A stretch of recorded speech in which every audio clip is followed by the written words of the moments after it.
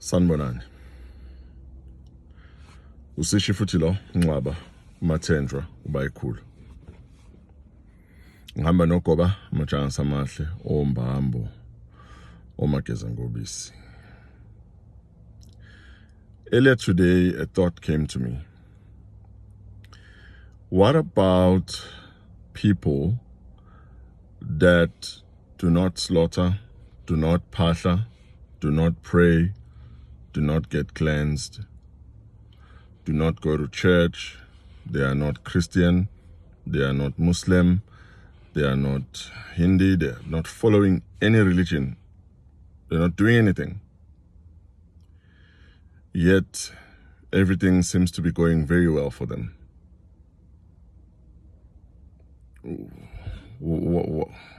What's their secret? And it came to me because I've met a few, not a lot. It came to me that I must remember that everybody has a guardian angel that looks out for them, idlozi, an ancestor that looks out for them. They could have a great-grandmother that just is very protective of them. Whatever they touch turns to gold. And you might even end up thinking, nah, there's gotta be something that they've done, but there's nothing. In most of my videos, I speak about a concept of generational curses. Sometimes what happens, you find yourself maybe being the third or the fourth generation that has to fix curses of the first generation. But it depends, again, who is the first. Sometimes it goes further. It could be 7 generations back, someone messed up in your lineage, and now this thing needs to be fixed. So that everybody in the family, everybody in the clan has a positive life. But some people don't have those generational curses. Some people came into a world or a clan that sorted out everything culturally. Things came out and they sorted them out. Someone died in an accident and they closed that case by Vala Ingos. Something needed to be done for their baby girl. Mhlonyane, umemulo, coming of age. It was done. No questions asked. Everything that was needed from an ancestral point of view was just always done. Now you come into this world, you're a third or fourth generation, and there's really no need for you to fix anything. Neither do you have a spiritual gift, perhaps, and a mission of some kind that you have come to this world to sort out. Yes, you do have a role. Everybody has a role in this world. But it is not complex. It doesn't make your life stagnate. It doesn't cause problems in your life.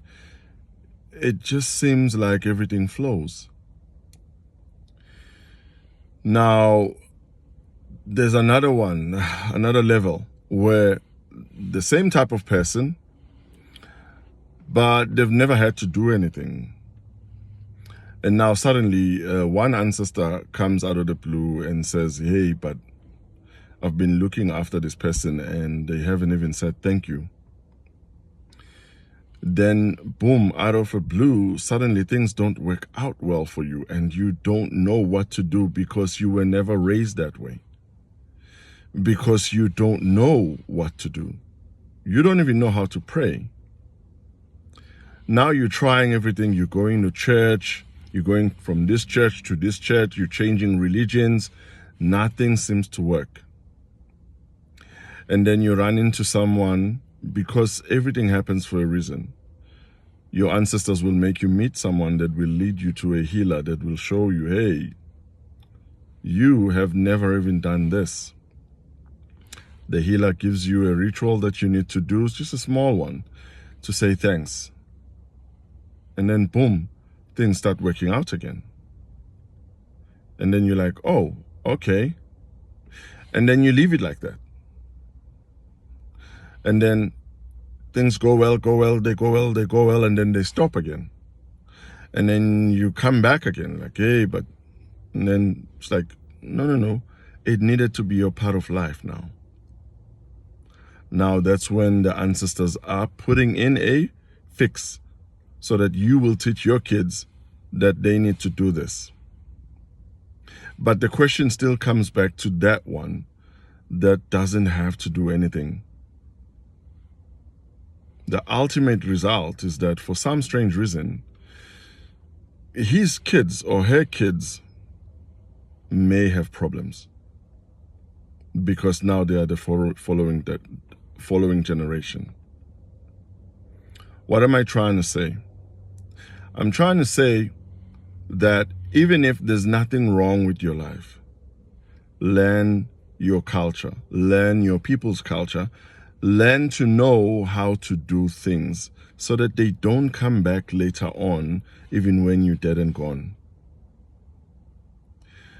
Someone asked me the other day, Mkhulu, what is wrong with me? They came for a reading. And I know people don't believe me, but sometimes as a healer, you get people that don't need us. And then I ask you, I have your great-grandmother here on your mother's side. She says I must ask you, why did you come here? Because things are okay with you. Then people will say to me, Mkhulu, is that possible? Is it possible to go to a healer and the healer says to you, nothing is wrong with you? And I'm like, yes, it's possible. Some of us are not in this for money. Some of us are here to help. So when your great-grandmother or your great-great-grandfather comes to me and says, tell this man to walk out of here because he doesn't need to be here, everything is okay with him. When there is a problem, we will tell him. Sometimes we become a bit paranoid and we just want to check because we're not sure. So some people are living, guys, bayaphila. Akukho lutho wrong, but right. And they don't have to do anything.